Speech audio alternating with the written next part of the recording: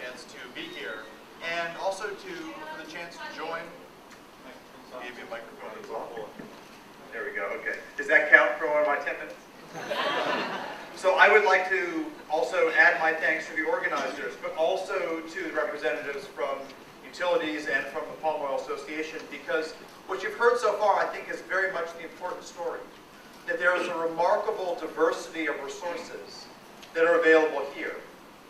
In my brief presentation, I will not go through the details of our report.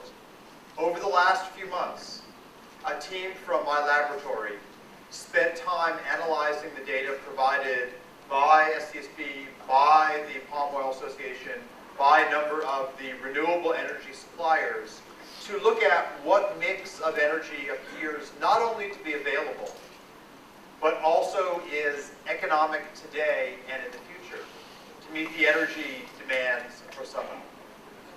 We have had quite a bit of experience doing this sort of work in the past.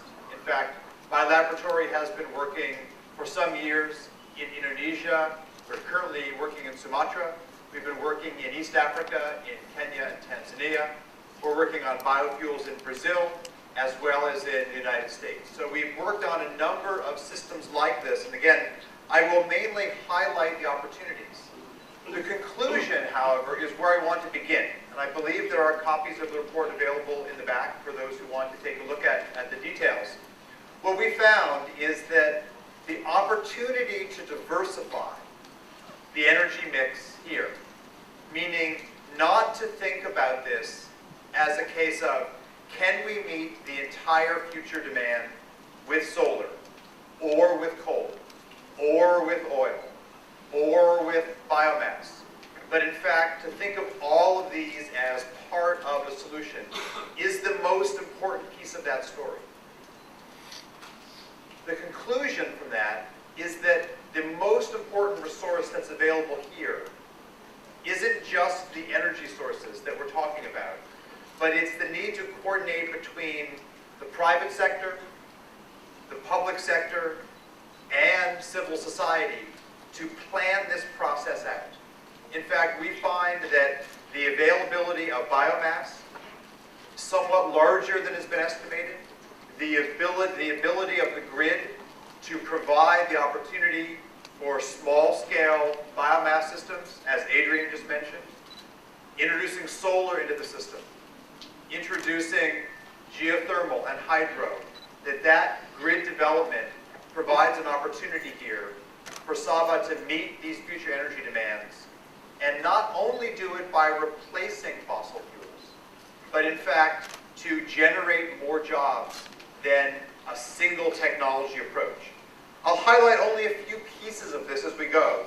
One important piece of background is that over the last decade, international investment in all of these low-carbon, clean energy areas has been rising dramatically. I just show the curves for the global investment in billions of dollars, in solar, in biomass, in wind, in biofuels, and in the one we haven't mentioned enough yet, and that is energy efficiency.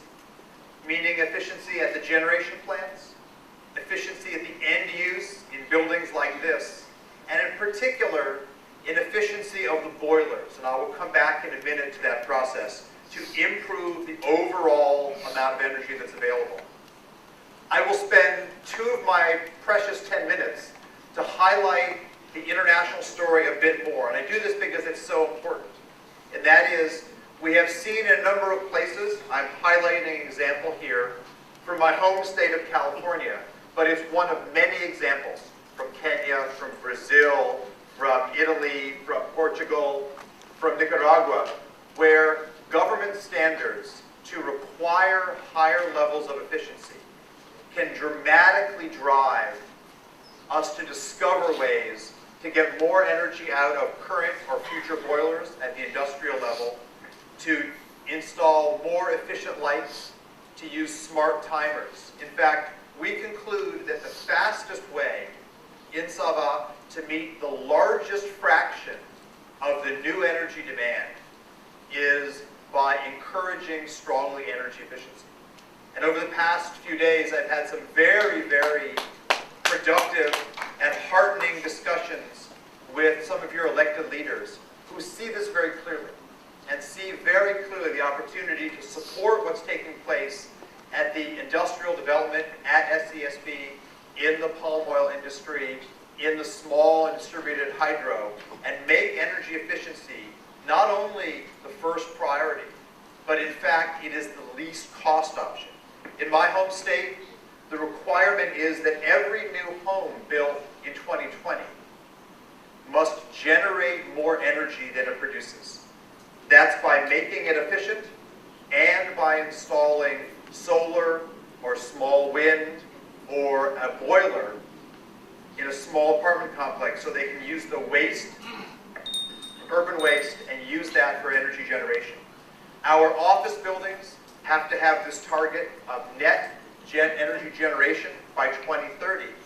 And the assessment in California and in Nicaragua and in Costa Rica and in South Africa is that this is a way not just to offset new fossil fuel use, but in fact will save money. So this is a superior option in terms of diversifying the mix.